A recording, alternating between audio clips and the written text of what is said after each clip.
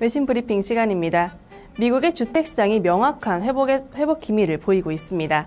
주택 가격이 6년여 만에 가장 크게 오른 것인데요. 이 소식 블룸버그 통해서 확인해 보겠습니다.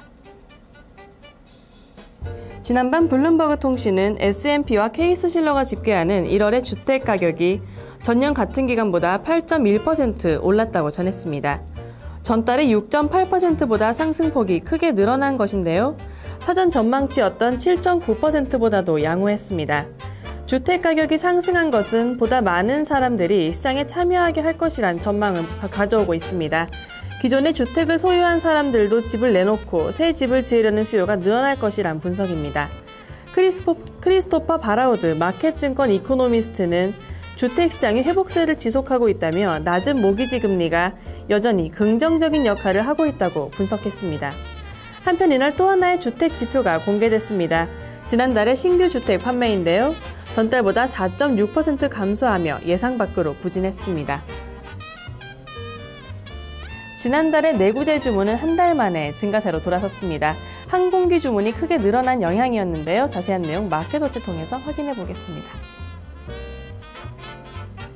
간밤 마켓워치는 미국 상무부가 발표하는 지난달의 내구재 주문이 전달보다 5.7% 증가한 2,321억 달러를 기록했다고 전했습니다.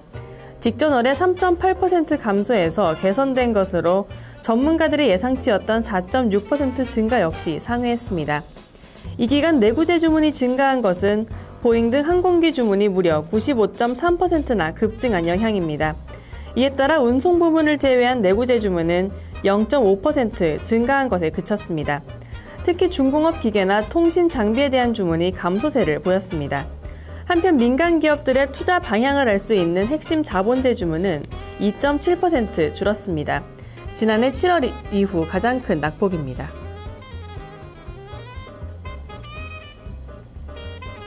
오늘 미국에서 발표된 경제 지표들이 전반적으로 양호했던 가운데 미국인들의 소비 심리는 다소 위축된 것으로 나타났습니다. 자세한 내용 로이터 보도입니다. 지난밤 로이터 통신은 민간 조사업체인 컨퍼런스 보드가 공개한 이달의 소비자 신뢰지수가 59.7을 기록했다고 전했습니다. 이는 전달의 수치이자 사전 전망치였던 68을 모두 하회하는 것인데요.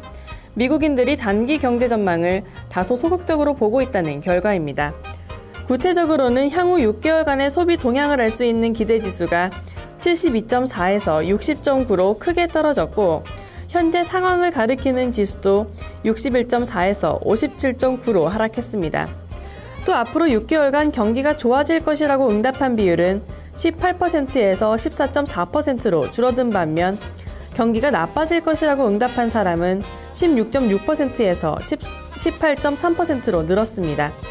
향후 고용시장에 대한 전망은 다소 엇갈렸으며 이에 따라 소득에 대한 기대 역시 긍정적이지는 않았습니다. 린 프랑코 컨퍼런스 보드 이사는 미국 정부의 시퀘스터 문제가 경제에 불확실성을 가져다 줬다며 이 때문에 소비자들이 자신감을 잃었다고 진단했습니다. 지금까지 외신 브리핑이었습니다.